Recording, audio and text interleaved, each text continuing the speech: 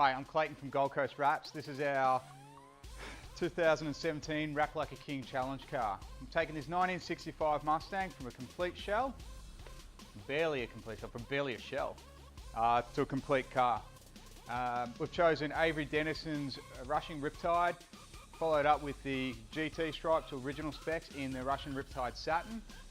It's all butt joined, perfect finish, can't feel it. So with this vehicle, we know that to get a perfect wrap and keep quality like we always do here at Gold Coast Wraps, we knew that we had to paint the vehicle. Now your wrap is only as good as the surface it goes onto. So in 8 weeks, we metalworked, grinded, welded, filled, shaped and smoothed and painted, even to the point where any imperfection in the paint was blocked out and polished. We knew we couldn't put this wrap down until everything was perfect, and that's what we like to do here. So for preparation of this vehicle, we had new door skins, new guards, new bonnet, but the drama is nothing fits. All needs to be custom fitted. Back in the day, the engineering wasn't as precise, so we fitted up all the panels and I ended up welding and grinding all the edges to ensure we have the right gaps throughout the whole vehicle. I brought new headlight buckets, not just a simple bolt-on. There was a day and a half to 2 days just to get those panels to fit.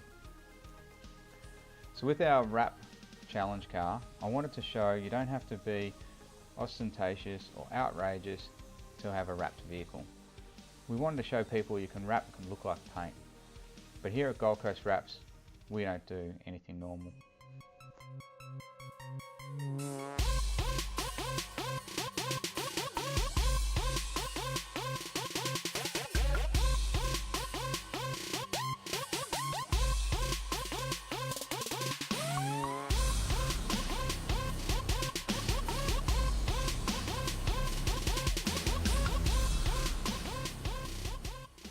I've been in the industry since 1996 and I've seen and done some pretty out there stuff. But we really wanted to do something that hasn't been done with vinyl before. It's hard to know when it's your own vehicle, all these crazy wild ideas, let's do this, let's do that. And at one stage we said, let's make the thing light up.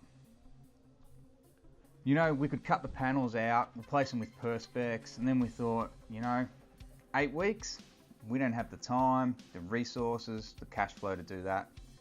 And I was like, hey man, I've got to drive this car on weekends. So the design went from super crazy to more subtle. I'm hoping that everyone appreciates you don't have to go crazy to wrap a car these days, and you can get great effects and make cars look pretty cool, and it doesn't always mean you have to go out there. So what we decided was, let's take a muscle car and mix it up. Let's do it right. Muscle car guys are traditional and hard to please. If we get this right, we can open up the market to a whole new group of people.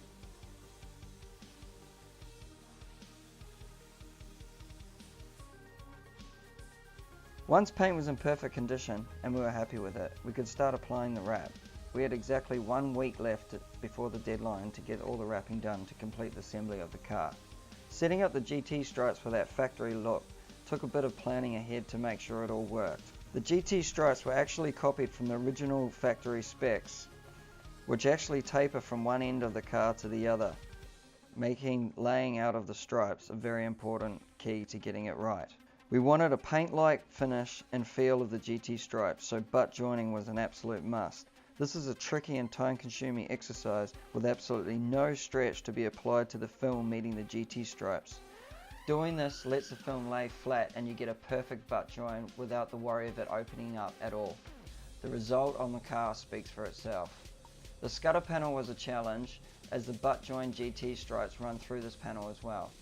Everything had to be post-cured before trimming to make sure that the butt joint does not expand and open up at all. These are the small things that make a big difference with wrapping a vehicle. Looking at this car complete, it looks like an easy car to wrap with big flat panels. But in actual fact, the car was wrapped in intricate separate pieces.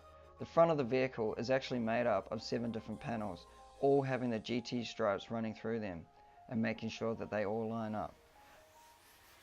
The rear quarter, roof and A-pillar is one piece of film meeting the GT stripes to make it look and feel like it's paint. So I guess you're wondering how we got the glow in the dark. To get the glow in the dark, we had to try a couple of things. Our first theory was I was going to paint the car and the engine bay all glow in the dark and then wrap it in clear. So when we were making the templates, Cameron's like, man, this is going to be hard. Can't we just paint the vinyl? I turned around and said, you know what? I've done a bit of that with pearls, but I think this paint's going to be too thick. So we started testing, doing spray outs. On the first test, light dust coats, and when you charge it in the dark, it becomes a little more speckly. And if you don't spray it evenly, you get a different amount of glow. We tried with their original product and just sprayed it on, but it wasn't real confident with it working and being able to conform it the usual way I do my pearls. I'll keep that a bit of a secret, I guarantee it works well. So I contacted a previous client of ours, Chris, and he gave us some of his pigment from one of his companies, which we managed to work out. Oh, the keyring ones? Yeah. Oh, I've seen the clay. You didn't know we got the Gold Coast wraps? You know, the keyrings. I said the clay.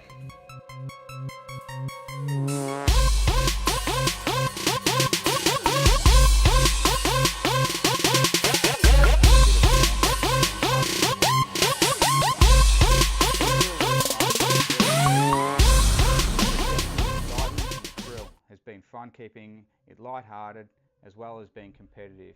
Yeah, giving the other guys a stir up down in Melbourne, well, they knew which car we were doing. We thought we knew what car they were doing. We'll have to wait and see how it comes out. But there's been a few funny photos and a few different weird cars that have been thrown about, and it's all in good fun. Looking back, I'm thinking maybe it should have been less fun and a lot more sleep. I'd like to really thank my wife, my kids. I've devoted a lot of time into this project, and they're the ones that have really suffered. Well, not suffered, but they're the ones that are really, well, I don't know, I haven't really been home. I'd also like to thank my father, who flew up from Melbourne to help us get the plan of attack happening with ordering parts and getting things in. We know that when we went to order parts, we found that we couldn't get a lot of things here in Australia, and people are saying that they're 12 weeks. Well, I'm like, dude, I need these in like 7.